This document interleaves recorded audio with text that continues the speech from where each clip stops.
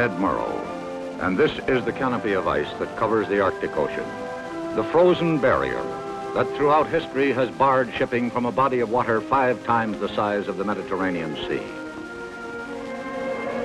Only once, shortly after the turn of the century, has man reached the North Pole by a surface route. No ship has ever reached the pole. Even the most powerful icebreakers are helpless against this frozen barrier.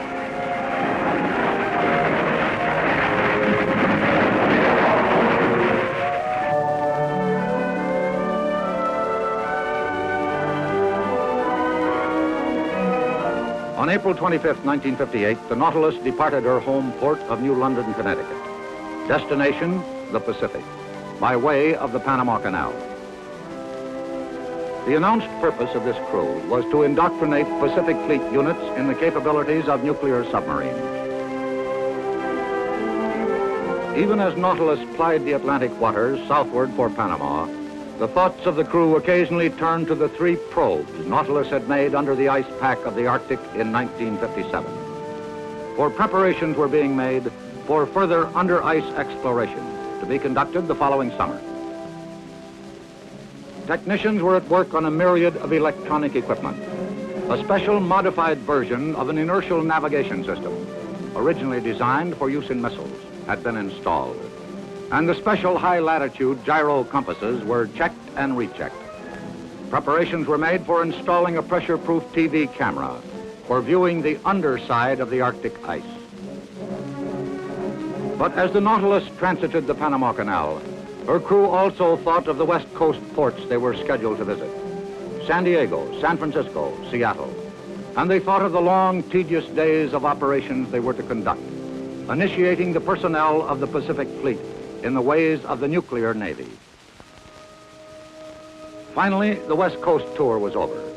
On the 9th of June, shortly after midnight, the Nautilus slipped quietly from her berth in Seattle, presumably starting her homeward voyage south. But the course set by the Nautilus actually took her farther and farther north. Unseen, beneath the sea, the Nautilus journeyed north to the edge of the Arctic ice pack, then under. The voyage to the North Pole was underway, but this under-ice venture was short-lived. Unexpected ice conditions nearly turned this probe into the Bering and the Chukchi Seas into disaster. The Nautilus was forced to turn back. Changes in the Navy are commonplace, and the men of the Navy are accustomed to changes. Therefore, it came as little surprise to hear that the Nautilus Pacific tour was to be prolonged, to include a visit to Hawaii. On June 28, the Nautilus sailed into Pearl Harbor, site of the Navy's great Pacific submarine base.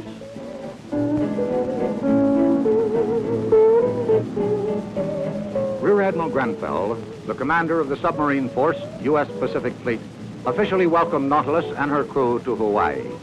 And the people of the islands opened their arms and their hearts to this great ship. Nothing was lacking. On the 23rd of July, Nautilus bid aloha to the islands of Hawaii. The Hawaiian interlude was over.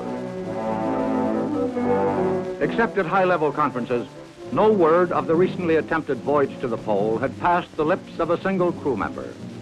Presumably, the return trip to New London via the Panama Canal had commenced. The crew of the Nautilus, a few high-ranking Navy officials and civilian scientists, and the President of the United States knew that the men of the Nautilus had still another port to visit before they were to see their loved ones again. The port of call, Portland, England. And the shortest sea route from Hawaii to England is not by way of the Panama Canal. All hands on the Nautilus knew their destination and the perilous route they were to follow in reaching it. And they remembered their nearly disastrous trip less than 2 months earlier. This time, however, ice conditions had been thoroughly scouted from the air by the ship's navigator. Lieutenant Jenks had traveled to Alaska, incognito, and flown over the Arctic expanse many times, gathering vital information. Success was by no means assured, but the probability of success had been greatly increased. Each man had been given the opportunity to leave the ship before she embarked on this journey into the unknown. Not one had availed himself of this opportunity. The 2,900-mile journey to the narrow Bering Straits, which separate Alaska from Soviet Siberia, was used to good advantage in poring over the plans for their mission under the ice. Operation Sunshine. Special charts provided by the Hydrographic Office were minutely studied. All electronic equipment was carefully tuned, and the revolutionary inertial navigation system and high-latitude compasses received the doting care of a favorite child. Periscope bearings were taken of landmarks on the coast of Alaska. The ship's position was carefully checked. The Nautilus took a last look at the vast expanse of Arctic ice which lay ahead. This is the foreboding sight which greeted the Nautilus as she began the most important leg of her historic voyage. Then, nothing of the Nautilus remained to be seen above the surface of the sea. Silently and cautiously, the Nautilus nosed down into the Barrow Sea Valley. Above, a continent of ice covering the Arctic Sea, a frozen mantle of white that had always proved invincible to man's onslaught from the sea. Below, the little charted bottom, and ahead, 1,800 miles of cold, watery darkness. Outside, water cold enough to kill a man in a matter of minutes. But within the cylindrical steel shell that is the hull of the Nautilus, the crew relaxes in a controlled atmosphere. Temperature, a constant 72 degrees. Relative humidity, 46%. Life was normal. For the Nautilus, everything was routine. Life aboard the Nautilus was very comfortable. The nuclear power plant, which had driven her over 120,000 miles, mostly submerged, also provided heat and electricity. It provided the power which operates the jukebox and the Coke machine. It provided the light by which a man can shine his shoes or read 20,000 leagues under the sea. And it provided the light by which a man could write a letter. By the time you get this, we will have completed our trip under the North Pole. A lot of people will probably make a big fuss over it, but this has really been a pretty easy cruise. It was a little hair-raising when we were trying to find our way under the ice, but the tensions eased up a bit now, and everybody's a little more relaxed. Some of the boys are holding rope yarn Sunday, cooks hustling up some chow, or Taker's playing the guitar. Yes, everybody was a little more relaxed, or almost everybody. But when you're making 20 knots, 400 feet under the Arctic ice pack, the navigator can't relax. Always plotting, always checking his instruments. There were no stars to navigate by, no landmarks to be guided by. Even the depth of the water ahead was unknown. Few soundings existed of the Arctic Ocean, and most of these inaccurate. On the second day under the ice, the Nautilus routine was abruptly broken. Soundings indicated the ocean bottom was coming up rapidly to meet the ship. Speed was reduced, and further reduced. The depth of the water continued to decrease. Anxiously, the ship crept forward. Was this to be the end of the journey? Was the Nautilus to be again frustrated in her attempt to gain the pole? Then, fortune smiled on Nautilus. The sounding showed the bottom was leveling off.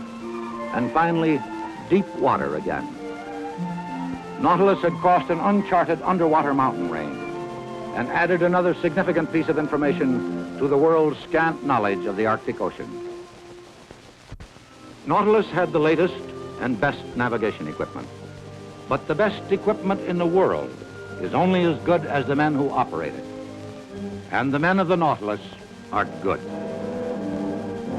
The objective of the Nautilus and every man aboard was now to attain the North Pole and get through to the Atlantic. Even before reaching the pole, the Nautilus had again proven the value of nuclear power in submarines. As the sure hands of her crew guided her northward, the feeling of confidence in this ship was evident. There was no need to surface to revitalize the air.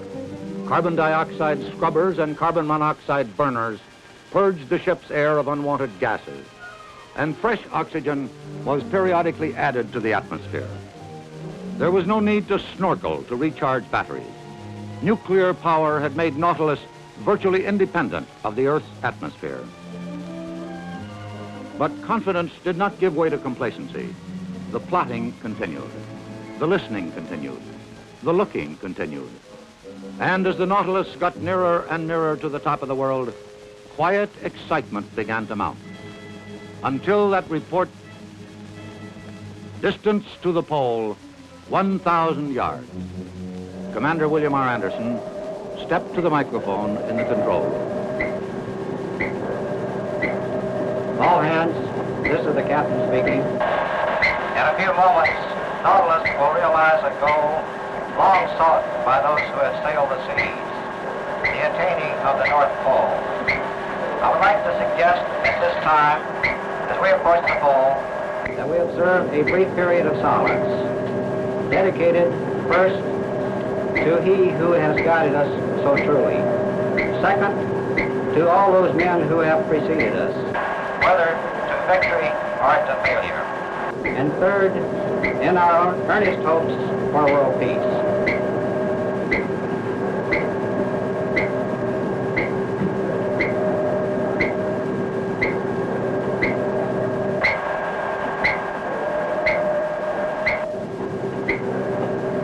Eight, 6, 4, 3, 2, 1, mark. For the USA and the U.S. Navy, the North Pole. There was quiet jubilation, but more significant, there was the sense of fulfillment, the feeling of satisfaction that every pioneer must feel in reaching his goal.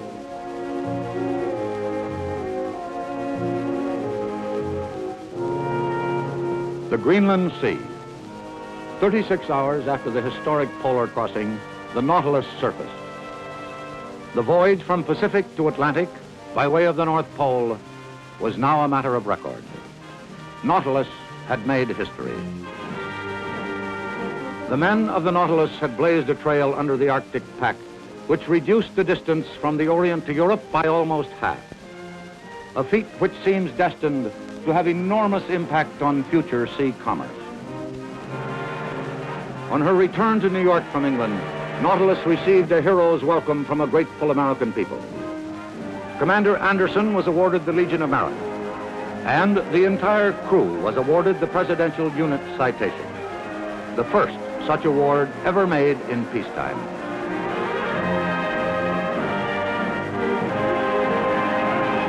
Rear Admiral Hyman G. Rickover, renowned as father of the nuclear submarine, was on hand to welcome the Nautilus as the personal representative of the President of the United States.